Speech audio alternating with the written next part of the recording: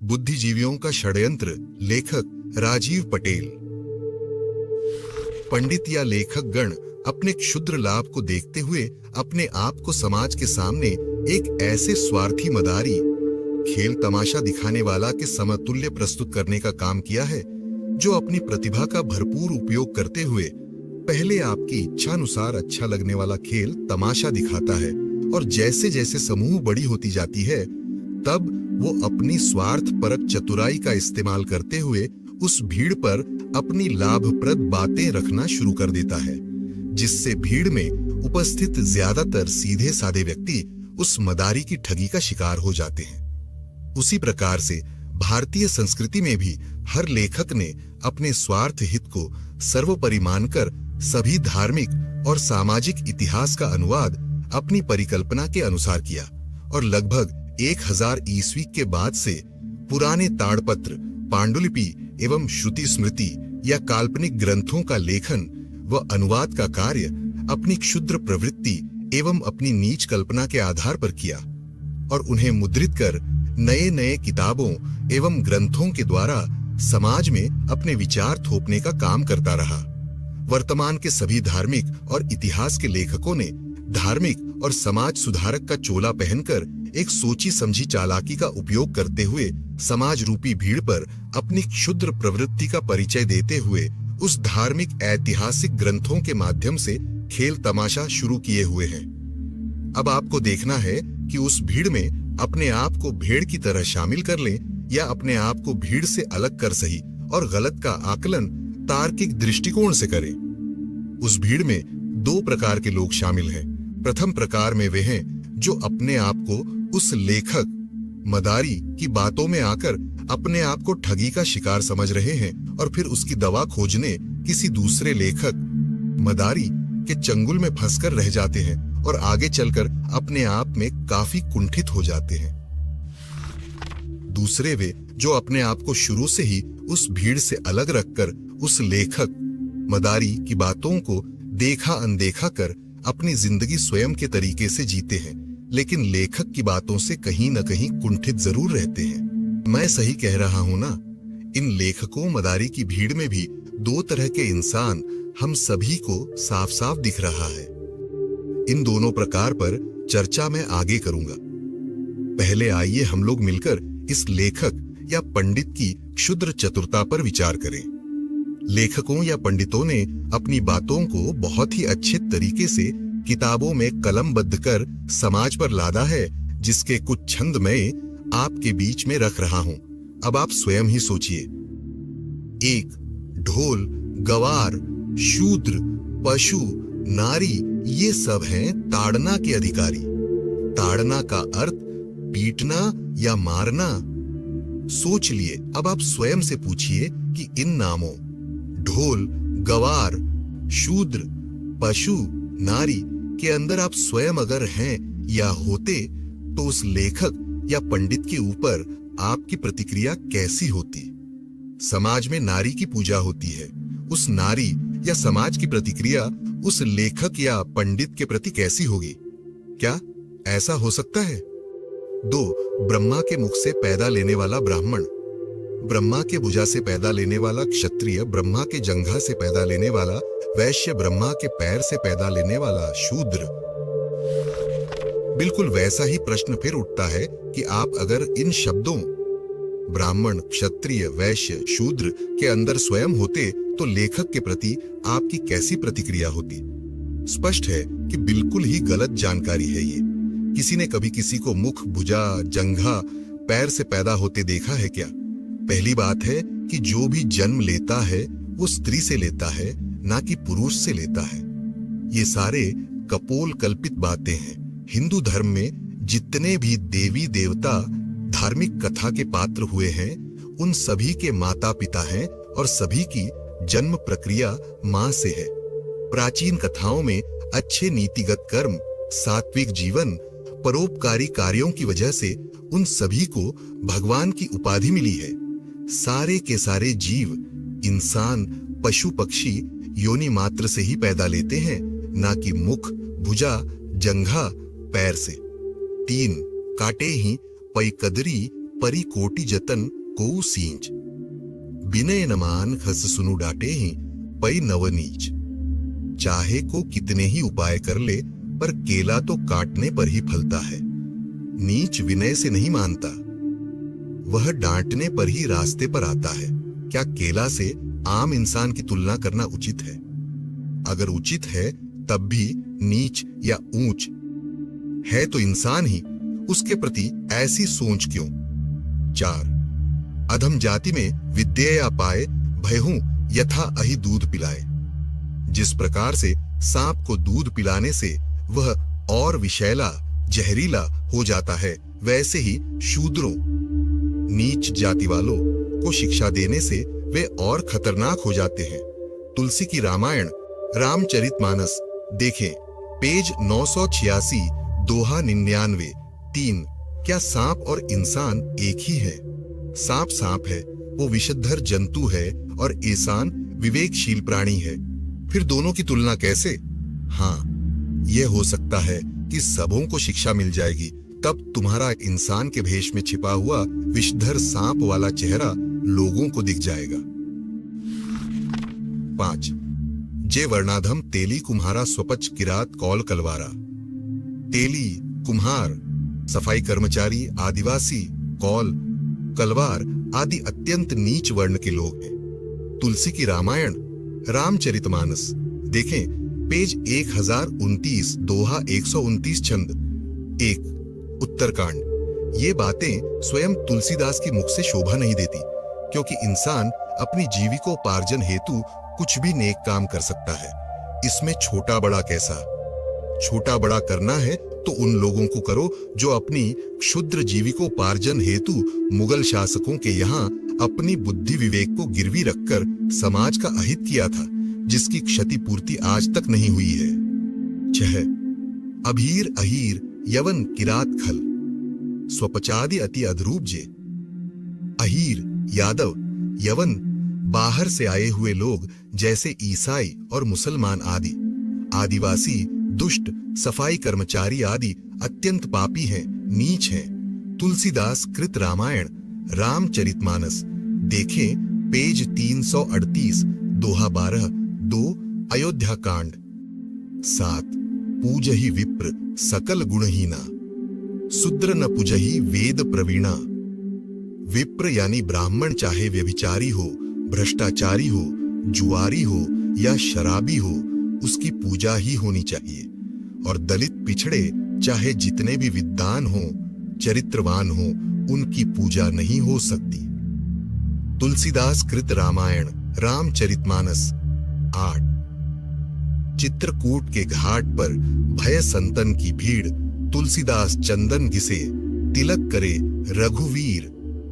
तुलसीदास का जन्म उत्तर प्रदेश के बांदा जिले में राजापुर गांव में हुआ था। जन्म का वर्ष 1497 या 1532 ईस्वी के आसपास थी, क्योंकि भारतीय इतिहासकारों के अंदर पक्के तौर से किसी एक समय पर सहमति नहीं बनती है। और तुलसीदास की मृत्यु 1623 ईस्वी में 80 घाट, वाराणसी, उत्तर प्रदेश में हुई थी।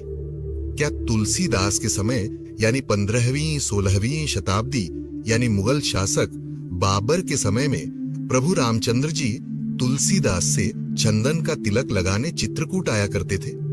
इस विषय पर आज के कुछ ब्राह्मणवादियों का कहना है कि तुलसीदास को रात के समय सपना में भगवान रामचंद्र तिलक लगवाने आते थे। भाई, लोगों को मूर्ख बनाने की अति मत करो। जानबूझकर कुछ धूर्त लोगों ने भारतीय समाज के इतिहास को तोड़ मरोड़ कर लिखा है, जिससे आज का समाज काफी दिग्भ्रमित है। तुलसीदास की लेखनी सही लग रही है आपको क्या ऐसा हो सकता है? 9 तुलसीदास सदा हरिचेरा, कीजय नाथ हृदय महाडेरा 40। यह हनुमान चालीसा का 40वां श्लोक है। क्या पाठक गण इसका अर्थ बता सकते हैं?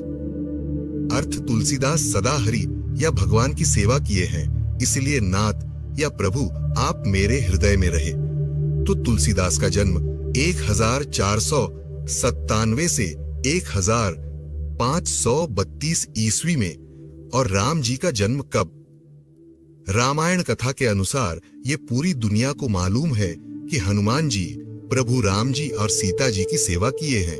फिर भी हनुमान जी आज तक स्वयं कभी भी या किसी भक्त से भी कहलाना पसंद नहीं किए कि हनुमान जी प्रभु की सेवा किए हैं। इसलिए श्री राम जी कृपया आप हनुमान जी के हृदय में रहे। लेकिन तुलसीदास को देखो, राम जी कब जन्म लिए या नहीं लिए, सही या गलत किसी को पता नहीं। लेकिन तुलसीदास मुगल शासक बाबर अकबर के समकालीन थे,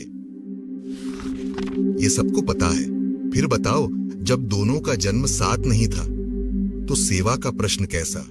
फिर भी ये हर हनुमान चालीसा पढ़ने वाले से क्यों कहलाना चाहते हैं? तुलसीदास अपनी झूठी प्रशंसा क्यों करवा रहे हैं? क्यों भ्रम फैला रहे हैं? इससे अच्छा होता कि हर हनुमान चालीसा पढ़ने वाले भक्त चालीसा पढ़ते समय कहते कि मैं अपना नाम सदा हरि चेरा, कीजय नाथ हृदय महो डेरा 40। कारण साफ है, यह हनुमान चालीसा जिसको श्रद्धा पूर्वक हर भक्त लोग पढ़ते हैं, यह हनुमान चालीसा तुलसीदास के जन्म से पहले का है या कब का है, ये पता नहीं है। लेकिन हम आप सभी को तुलसीदास का एक घुसपैठिए छंद के माध्यम से अपनी वाहवाही लुटने की नियत साफ दिख रही है। ये तो अपने मुंह मियां मिट्ठू वाली बात है। जैसे किसी सेठ जी का मकान मजदूर बनाता है, परंतु लोग या मजदूर कहता है कि सेठ जी मकान बना रहे हैं क्योंकि वह सेठ जी का मजदूर है। उसी प्रकार से ये तो ऐसा ही हुआ कि पूजा आप करें और कहें कि तुलसीदास सदा पूजा या सेवा किए हैं, यानी आप तुलसीदास के मजदूर। अगर किसी की प्रशंसा ही करवाना था तब सबसे बेहतर होता कि बजरंग बली की करवाते।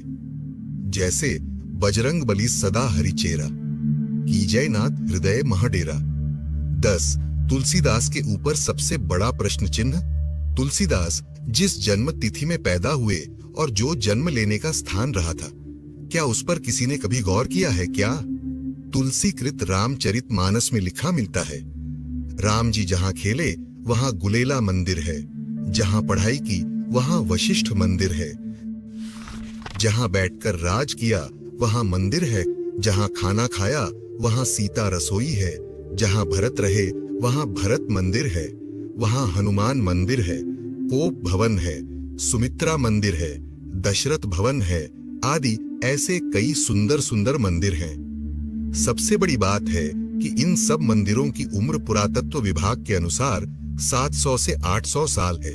यानी ये मंदिर तब बने जब भारत पर पाल वंश के बाद छोटे छोटे राजपूत राजाओं का उदय हो गया था और उनके दरबार में ब्राह्मण नाम की प्रजाति वास करना शुरू कर दिया था, और आगे उसी जगह संभवतः बाबर ने उस मंदिर को तोड़कर बाबरी मस्जिद बनवाई। अब सबसे बड़ा प्रश्न यह खड़ा हो जाता है कि जिस बाबरी मस्जिद को आज भारतीय स्वाभिमान के ऊपर कुठाराघात व आताताई बाबर का कलंक बोला जाता है, और फिर जब मुगल शासक बाबर श्री राम जी के मंदिर को तोड़कर उस जगह पर बाबरी मस्जिद बना रहा था, तब क्या उस समय तुलसीदास को मालूम नहीं था, या किसी लोभ में आकर बाबर से मिल गए थे, या मालूम होते हुए भी बाबर से डर गए? आखिर सच क्या है?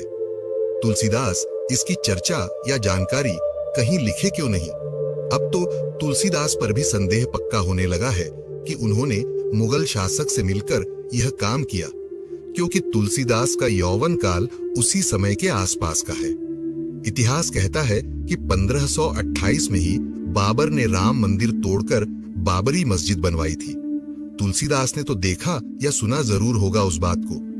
बाबर श्री राम जी के जन्मस्थल को तोड़ रहा था और तुलसी लिख रहे थे कि मांग के खाइबो मसीत में सोइबो, और फिर उन्होंने रामचरितमानस और अन्य ग्रंथ भी लिख डाला। राम मंदिर के टूटने का और बाबरी मस्जिद बनने का क्या तुलसीदास को जरा भी अफसोस न रहा होगा? उस समय तुलसीदास की एक और पुस्तक विनय पत्रिका भी निकालती थी। उसमें भी मुगलों के आतंक या मंदिर को तोड़े जाने की चर्चा क्यों नहीं लिखा गया? हिंदुओं पर जजिया कर टैक्स लगाने जैसी बातों को क्यों नहीं लिखा? मुगलों के आतंक की भयावहता को देखकर 1469 ईस्वी में जन्मे सतगुरु नानक देव जी के शिष्यों ने मुगलों से लड़ने के लिए अपनी सरदार सेना का निर्माण किया और उस सेना के द्वारा काफी लंबी लड़ाई मुगलों के विरुद्ध लड़ी गई। फिर भी तुलसीदास ने इन बातों को अपनी विनय पत्रिका या अन्य जगह पर क्यों नहीं लिखा? संत गुरु नानक देव जी ने ब्राह्मणों के पाखंड और ब्राह्मणों द्वारा मुगलों के चमचागिरी से अजीज आकर अलग एकेश्वरवादी धर्म की स्थापना की। फिर भी तुलसीदास ने इन सब बातों को छोड़कर ब्राह्मणों की पाखंड नीति का समर्थन कर भारतीय सभ्यता को नुकसान पहुंचाया। क्यों? क्या बाबर के आतंक का प्रभाव तुलसीदास पर था या बाबर के बाद हुमायूं का भय हुआ, हुमायूं के बाद अकबर का आतंक हुआ? तुलसीदास ने इस मुगलिया आतंक को कहीं लिखा क्यों नहीं? आपको क्या लगता है? तुलसीदास को डर था या मुगलों से मिलकर हिंदू एकता को छिन्न भिन्न करना था? अकबर के दरबार में नवरत्न रहे टोडरमल तुलसीदास के काफी अच्छे मित्र माने जाते थे। इसकी चर्चा तुलसी जयंती पुस्तक में भी मिलती है। आखिर तुलसीदास ने हिंदू समाज को धोखा क्यों दिया? ज्ञातव्य हो कि ब्राह्मण लेखकों के अनुसार तुलसीदास की मृत्यु अकबर के पुत्र जहांगीर के समय 1623 ईस्वी में हुई थी। इसीलिए आज यह उक्ति समाज में प्रचलित है कि भारत में लेखक या पंडित अपनी बुद्धिमानी से ज्यादा समाज में व्याप्त अशिक्षा और गरीबी की वजह से सर्वश्रेष्ठ बना बैठा है। अब आपको सही और गलत का आकलन करना है।